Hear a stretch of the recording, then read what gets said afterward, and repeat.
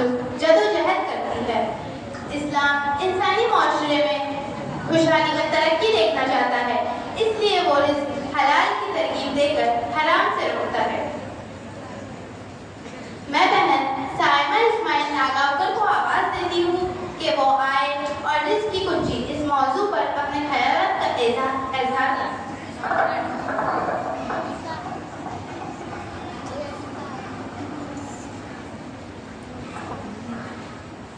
إن الحمد لله نحمده ونستعينه ونستغفره ونعوذ بالله من شرور أنفسنا ومن سيئات أعمالنا من يهد الله فلا مضل له ومن يضلل فلا هادي له وأشهد أن لا إله إلا الله وحده لا شريك له وأشهد أن محمدا عبده ورسوله أما بعد أعوذ بالله من الشيطان الرجيم بسم الله الرحمن الرحيم معزز مکرمہ صدر محترمہ مشفق اساتذہ اکرام اور میری تمام ماں اور بہنوں، السلام علیکم ورحمۃ اللہ وبرکاتہ۔ آج میں اب خواتین کے سامنے رزق کی کنجی اس موضوع پر تقریر کرنا چاہتی ہوں۔ امید ہے کہ آپ غور سے سنیں گے۔ سامعین، رزق یہ ایک ایسا مسئلہ ہے کہ ہر انسان کے ساتھ ہر روز لگا ہوا ہے۔ موجودہ دور میں روزی روٹی کا مسئلہ سنگین ہو چکا ہے۔ ہر شخص معاش و معیشت سے پریشان ہے۔ ہر شخص کی ایک خواہش ہے کہ وہ زیادہ سے زیادہ روزی روٹی کمائے تاکہ خوشحالی کے ساتھ اس کا گزارا بھی ہو سکے۔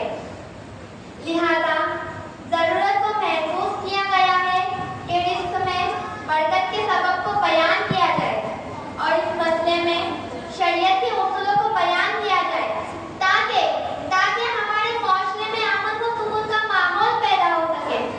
اس مسئلے میں سب سے بنیادی بات تو یہ ہے کہ ہر ایک مسلمان کو اس بات پر ایمان رکھنا چاہیے کہ روزی روٹی کا مسئلہ اسلام میں کوئی سنگین مسئلہ نہیں ہے۔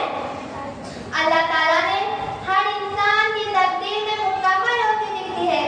ہر مسلمان کی ذمہ داری بنتی ہے کہ وہ اللہ کے فضل و کرم کو تلاش کرے، محنت کرے، حلال روزی اختیار کرے، حرام خوری سے بچے۔ انشاءاللہ جتنی روزی روٹی ان کے مقدر میں لکھی ہوں گی وہ مل کر رہیں گی۔ سامعین، اب یہاں سے میں آپ کے سامنے رزق کی کنجی کو بیان کرنا مناسب سمجھتی ہوں۔ پہلی کنجی، اللہ پر ایمان لانا۔ اللہ پر ایمان لانا۔ اللہ تعالیٰ فرماتے ہیں اگر بستی والے ایمان لاتے ہیں اور تقویٰ اختیار کرتے ہیں تو ہم ان پر زمین و آسمان کے برکت والے دروازے کھول دیں گے، مگر انہوں نے تصدیق کی تو ہم ان کو دبوچ دیں گے اور ان کی کرتوت کی وجہ سے جو غلط حرکت ہوتی ہے۔ اور اللہ تعالیٰ فرماتے ہیں جو ہمارے